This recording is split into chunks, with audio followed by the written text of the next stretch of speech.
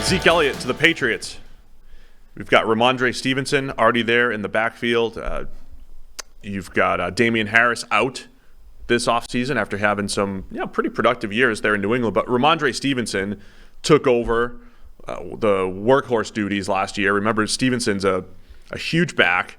It was just 2 preseasons ago, maybe the first preseason game. He has a 91-yard touchdown run to kind of put himself on the map. Had a solid rookie season, but he was handed the reins as the feature back last year for New England.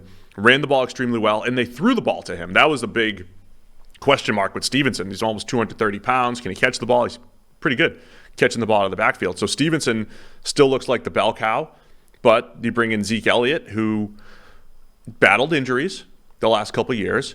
Certainly not as explosive as he was. He was never really a big play back, but he was just a good, effective, get what's there type of running back throughout most of his years in Dallas. What does he have left to add to this Patriots offense? I think that Zeke's demise was kind of over-exaggerated, right? We were sort of focusing so much on how much Tony Pollard was outplaying him and trying to construct an argument that was, hey, Pollard should be getting the ball more. And the Zeke Elliott contract was so egregious that there was a rush to tear down everything Zeke was doing. As if this guy's an absolute bum, doesn't belong in the NFL, blah, blah, blah. He's still not a bad running back. Not a bad running back. He's not worth $90 million. He's not worth playing over Tony Pollard, but he is not a bad running back. And in particular, I think he has a couple of areas of real strength, which are short yardage. Like if you need him to get a yard, he's pretty much as good as it gets in terms of getting that yard. There aren't too many players that are better at the short yardage stuff. And the pass protection one is a little bit strange because people held that up for ages about that's why he's in there. That's why you can't have Tony Pollard there. Pollard's a terrible blocker, blah, blah, blah.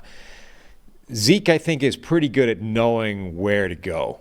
He's been a little bit hit or miss in terms of actually blocking that guy in the past couple of years. And to be honest, that's running backs generally, I think, are outmatched in today's NFL when it comes to picking up the blitz. But Zeke is at least very good at that play that everybody's terrified of, where your running back goofs mentally and a linebacker has a free run at the quarterback and the quarterback never sees it coming. Those should at least not exist while Zeke is in the offense because he's very good at understanding who the right guy is to get in the way of, even if he doesn't always stop them.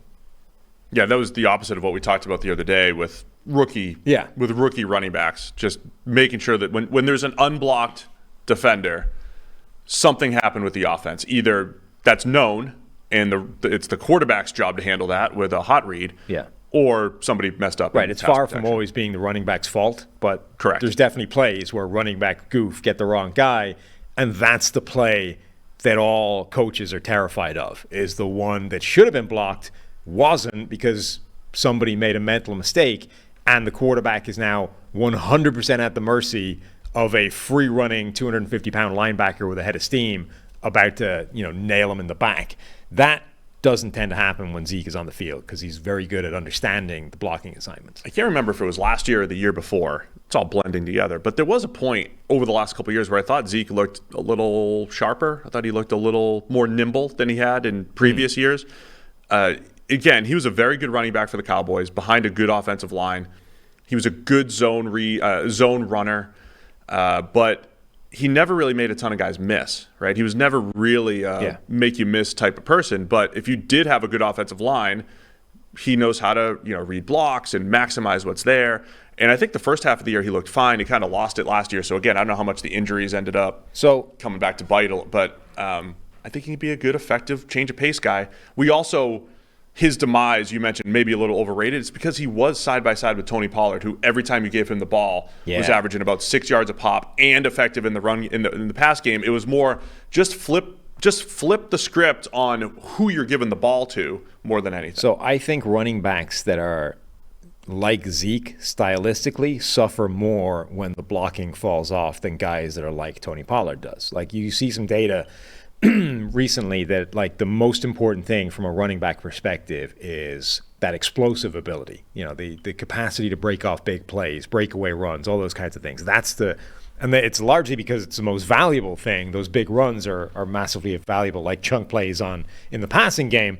But it's also because when the blocking starts to fall off a little bit, when the space is a little bit worse, when the room at the line of scrimmage condenses, now your capacity to make a big play is massively diminished if you're not an explosive running back. Like if you're a guy that thrives off maximizing every last yard, fine, you can still do that, but the yardage overall is just decreasing in every single play. So Zeke, the man has never averaged less than 2.7 yards after contact per play, which is a pretty good number. Like 3 is a really good benchmark. So 2.7 is not a bad number at all. Never.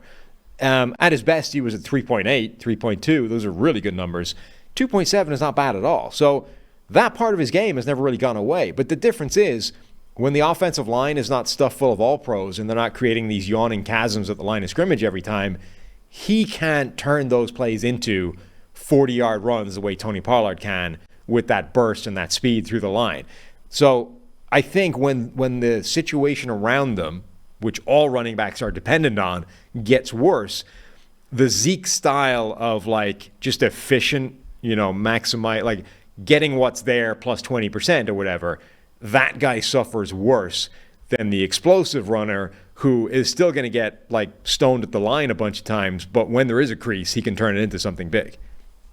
Yeah, I think that's all fair on Zeke. And the Patriots, I think, have a really good run-blocking offensive line. Like, should be better than Dallas's the last year or two, so potentially is a better spot for Zeke anyway. Well, we'll talk about their offensive line tomorrow. AFC East,